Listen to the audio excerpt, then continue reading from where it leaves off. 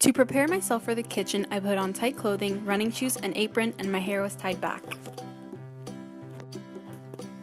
I took a cloth and ran it under some warm water and used it to wipe up the counter space to make sure it was clean.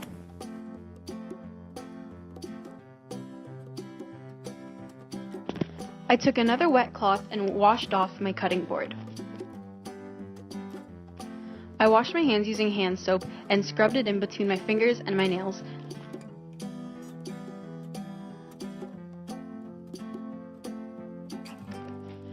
Here I have a paring knife, a bread knife, and a chef's knife to cut all my ingredients.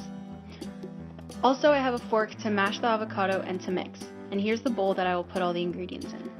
I also have an extra plate and some bowls to serve.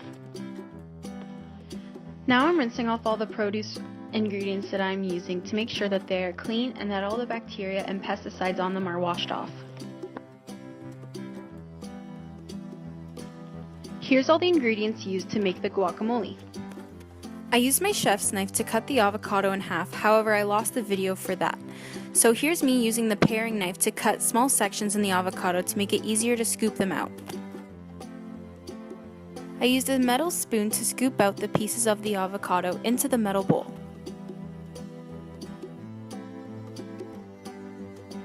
Then I took the peels of the avocado and all the garbage and put it into a bag on the side to keep it away from the work area.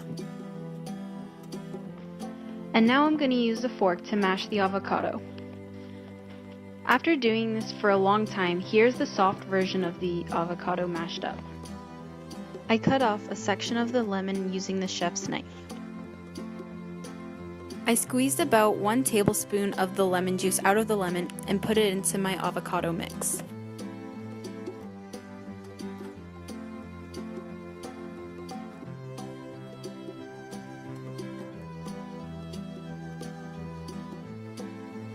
Here's a sped up version of me unpeeling the onion and using the chef's knife to do a top chop and a cross chop to make the onion pieces very small.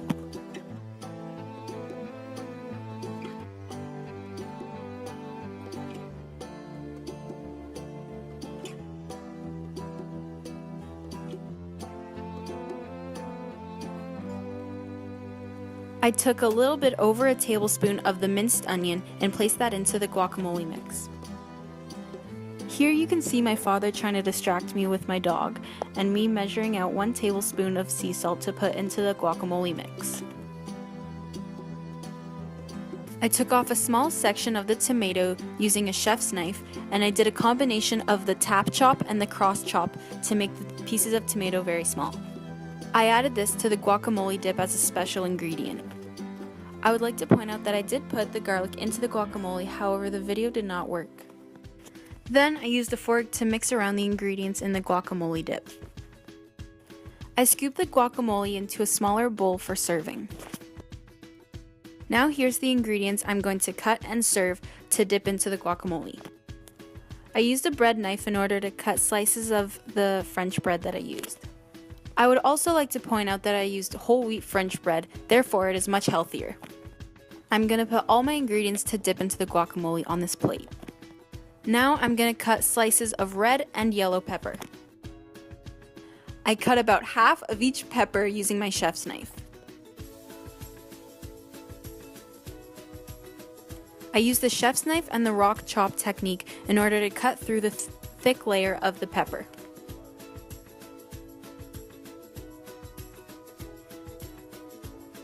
This made many thin slices of each pepper. Now I'm shaving off the dirty exterior of the carrot.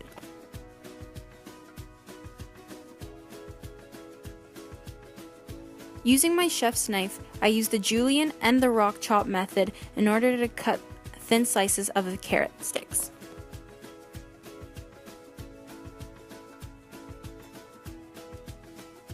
Now you can see my serving plate for the guacamole is finished.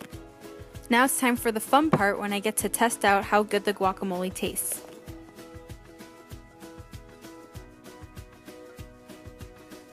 The guacamole that I made was very fresh and flavorful. And finally, for the storage of all the leftovers, I wrapped each ingredient in saran wrap and put it in the fridge to keep it fresh. Thanks for watching!